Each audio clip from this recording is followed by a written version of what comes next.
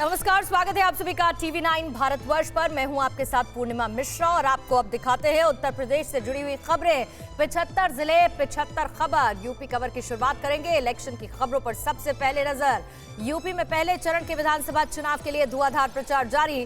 केंद्रीय गृह मंत्री अमित शाह आज पश्चिमी यूपी में करेंगे 3 जनसभाएं। अनूपशहर, दिबाई और लोनी में लोगों को संबोधित करेंगे। शाम को लोनी में ही door to door campaign. Akhilesh Yadav और जयंत चौधरी आज बुलंदशहर में गठबंधन के प्रत्याशियों का प्रचार करेंगे। डोर टू डोर कैंपेन भी। दोपहर में प्रेस कॉन्फ्रेंस का भी कार्यक्रम। बुलंदशहर के बाद गौतम बुद्ध नगर जाएंगे अखिलेश यादव। नोएडा और दादरी विधानसभा क्षेत्र में प्रत्याशियों के पक्ष में करेंगे प्रचार। 10 साल बाद नोएडा आ रहे हैं पूर्व सीएम अखिलेश। पूर्व सीएम और बीएसपी सुप्रीमो मायावती आज गाजियाबाद में करेंगे चुनावी प्रचार। कविनगर में जनसभा का भी आयोजन। करीब 2.5 साल बाद गाजियाबाद आ रही हैं मायावती। रक्षा मंत्री राजनाथ सिंह आज अमरोहा के नौगावा सादात में करेंगे जनसभा। मुरादाबाद में भी जनसभा का कार्यक्रम। कांठ विधानसभा में door to door campaign. Bulandshahr में आज सियासी हस्तियों का रहेगा जमावड़ा। अमित शाह, अखिलेश, जयंत के साथ ही प्रियंका गांधी भी प्रचार करेंगी। सिकंदराबाद, अनूपशहर और सियानी में डोर टू डोर कैंपेन करेंगी। कांग्रेस महासचिव प्रियंका गांधी ने कल नोएडा में महिलाओं के साथ चाय पर चर्चा की। कहा, मुट्ठी भर लोगों को मुनाफा पहुंचा रही है बीजेपी। बंदरगाह, हवाई अड्डे, एयर इंडिया सब बेच रही है। सीएम योगी आदित्यनाथ आज सुबह 11 बजे लखनऊ में करेंगे प्रेस कॉन्फ्रेंस। 5 साल के कार्यकाल के दौरान सरकार की उपलब्धियों का ब्यौरा भी देंगे। इसके बाद गोरखपुर दौरे का कार्यक्रम। सीएम योगी कल गोरखपुर शहर सीट से दाखिल करेंगे नामांकन। केंद्रीय गृह मंत्री अमित शाह, धर्मेंद्र प्रधान और प्रदेश अध्यक्ष स्वतंत्र देव सिंह भी रहेंगे मौजूद। 3 दिन गोरखपुर में रहेंगे CM. Deputy CM Keshav Prasad Maurya आज सिराथू विधानसभा सीट से दाखिल करेंगे पर्चा। मंझनपुर कलेक्ट्रेट में करेंगे नामांकन। राष्ट्रीय अध्यक्ष जेपी नड्डा, धर्मेंद्र प्रधान और अनुप्रिया पटेल भी रहेंगी मौजूद। बुलंदशहर में सीएम योगी ने समाजवादी पार्टी को घेरा। कहा, पिछली सरकार में सीएम पहले अपना बंगला बनाते थे, हमने 45,000 गरीबों के लिए मकान बनवाए।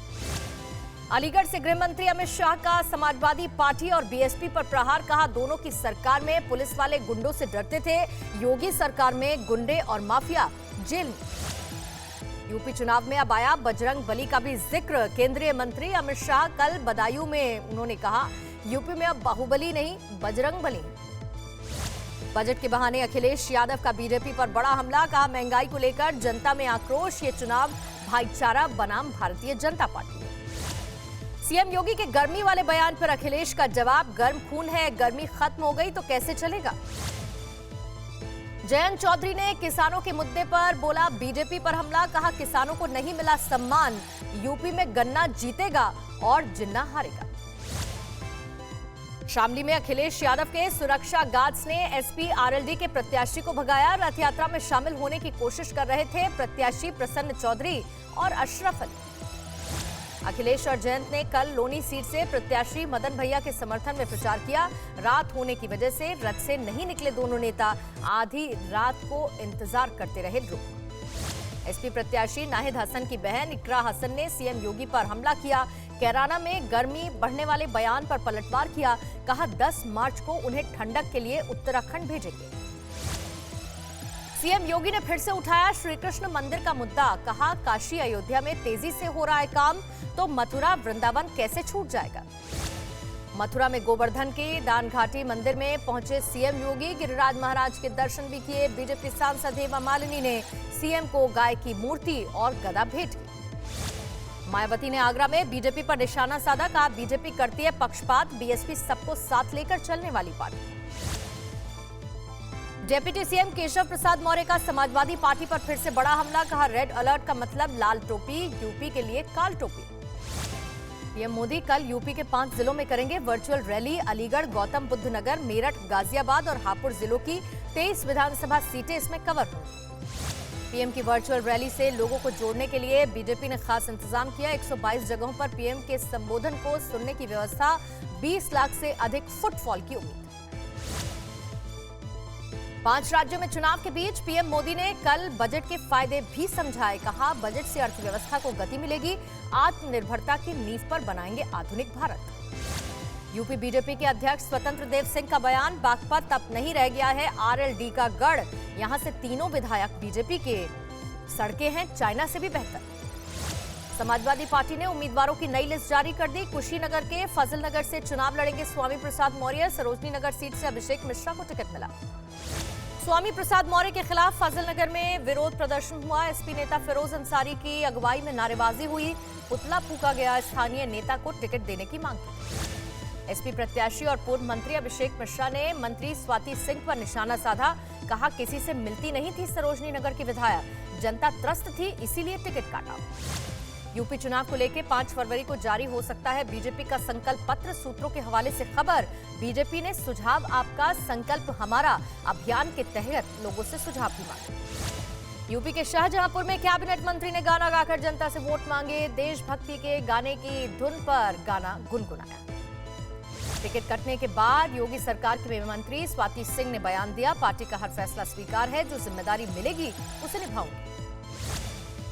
लखनऊ की सरोजनी नगर सीट से बीजेपी उम्मीदवार राजेश्वर सिंह का आगरा में भव्य स्वागत। कहा, यूपी को माफिया से मुक्त रखना मेरी बड़ी जिम्मेदारी। लखनऊ पहुंचने पर मंत्री स्वाति सिंह से मिले राजेश्वर सिंह। बीजेपी ने स्वाति का टिकट काटकर राजेश्वर को उम्मीदवार बनाया। कहा, मिलकर करेंगे सरोजनी नगर विधानसभा क्षेत्र का विकास।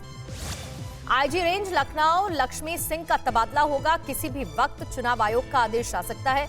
लक्ष्मी सिंह के पति राजेश्वर सिंह सरोजनी नगर सीट से बीजेपी प्रत्याशी। कांग्रेस ने लखनऊ ईस्ट से बदला है प्रत्याशी। लखनऊ विश्वविद्यालय छात्र संघ के पूर्व अध्यक्ष मनोज तिवारी को बनाया उम्मीदवार। पहले पंकज तिवारी को टिकट दिया गया था।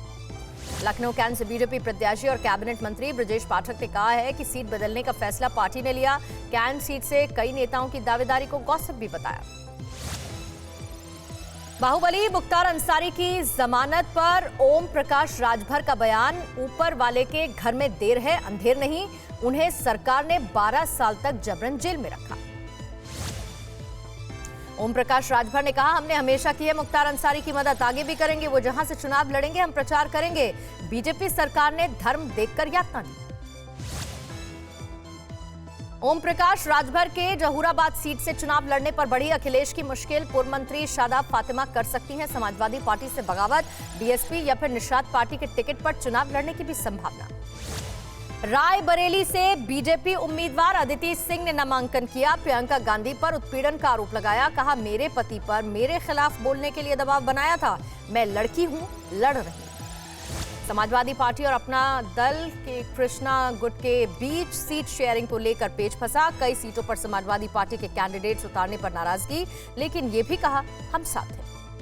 चुनाव प्रचार के बीच संयुक्त किसान मोर्चा आज करेगा मिशन यूपी का ऐलान। किसान नेता दोपहर 2:30 बजे दिल्ली में करेंगे प्रेस कॉन्फ्रेंस। जन जागरूकता अभियान कार्यक्रम की कर सकते हैं घोषणा। चित्रकूट की मानिकपुर सीट पर समाजवादी पार्टी का बड़ा दाव। डकैत ददुआ के बेटे वीर सिंह पटेल को प्रत्याशी बनाया। सदर विधानसभा करवी से अनिल पटेल को टिकट दिया। अलीगढ़ शहर विधानसभा क्षेत्र से उम्मीदवार केशव देव पंडित का अनोखा प्रचार। गले में जूता पहनकर जनता से वोट मांग रहे हैं। शिवसेना समर्थित प्रत्याशी केशव देव का चुनाव चिन्ह जूता है। बीजेपी सांसद और स्वामी प्रसाद मौर्य की बेटी संघमित्रा मौर्य ने कहा, बदायूं की सभी सीटों पर बीजेपी जीतेगी। पार्टी जो भी जिम्मेदारी देगी उसे निभाऊंगी, लेकिन पिता के खिलाफ प्रचार नहीं करूंगी। मशहूर शायर मुनव्वर राणा की बेटी उर्षा राणा ने दाखिल किया है नामांकन। पूर्वा विधानसभा सीट से है कांग्रेस की उम्मीदवार। पहले सदर विधानसभा सीट से निर्दलीय प्रत्याशी के तौर पर पर्चा भरा था। तंजन फातिमा ने संभाली रामपुर से एसपी कैंडिडेट आजम खान के चुनाव प्रचार की कमान। सीतापुर जेल में बंद है पति आजम खान। फातिमा ने कहा, विरोधियों की जब्त करानी है जमानत। अब्दुल्ला आजम खान भी कर रहे पिता आजम खान के लिए प्रचार। निशाने पर रहती है बीजेपी। स्वार सीट से अब्दुल्ला आजम भी प्रत्याशी। हमीरपुर की राठ विधानसभा सीट से एसपी कैंडिडेट चंद्रवती वर्मा का डांस वीडियो वायरल हुआ। 2 दोस्तों के साथ फिल्मी गाने पर डांस करती दिखी। समर्थक खूब इसे शेयर भी कर रहे हैं। औरैया के गालीबाज बीजेपी नेता दीपू सिंह की राइस मिल पर छापा। पीडीएस का अवैध कई बोरी चावल बरामद हुआ। कोतवाली में घुसकर पुलिस को गाली और धमकी देने के मामले में जेल में बंद है। कन्नौज की तिरवा विधानसभा सीट से कांग्रेस प्रत्याशी नीलम शाक्य का पर्चा हुआ खारिज। फॉर्म 26 में कमी के चलते नामांकन रिजेक्ट किया गया। आंखों में आंसू लिए मायूस लौटी प्रत्याशी। मथुरा में समाजवादी पार्टी के उम्मीदवार देवेंद्र अग्रवाल के कार्यालय में हंगामा हुआ। प्रेस कॉन्फ्रेंस के दौरान लोग भिड़ गए। एक गुट के लोगों ने दूसरे पर लाठियां भांजी। सीतापुर में अंतर जनपदीय ऑटो लिफ्ट गैंग के 4 बदमाश गिरफ्तार हुए। पुलिस ने चोरी की 5 बाइक बरामद की। कई अवैध असलहे और कारतूस भी जब्त किए। सहारनपुर में लोकल मेडिकल कॉलेज के 12 छात्रों ने राष्ट्रपति से इच्छा मृत्यु की गुहार लगाई।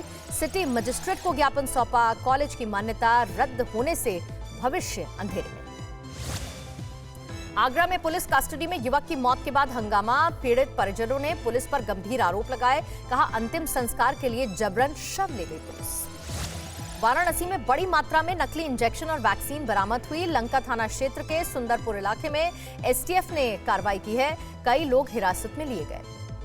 6 माह से एक मकान में बन रही थी कोरोना की नकली वैक्सीन और टेस्टिंग किट। 1,500 से ज्यादा रेमडेसिविर इंजेक्शन भी बरामद हुए। नोएडा में रिटायर्ड आईपीएस अधिकारी राम नारायण सिंह के घर से 2.25 करोड़ रुपए की ज्वेलरी बरामद हुई। संदिग्ध लॉकर्स पर आईटी की टीम कर रही है छापेमारी। मंगलवार को मिले थे 5 करोड़ 77 लाख रुपए कैश। गाजियाबाद के शास्त्री नगर में दिन दहाड़े लूट। सब्जी खरीद रही महिला के गले से बदमाश ने चेन छीनी।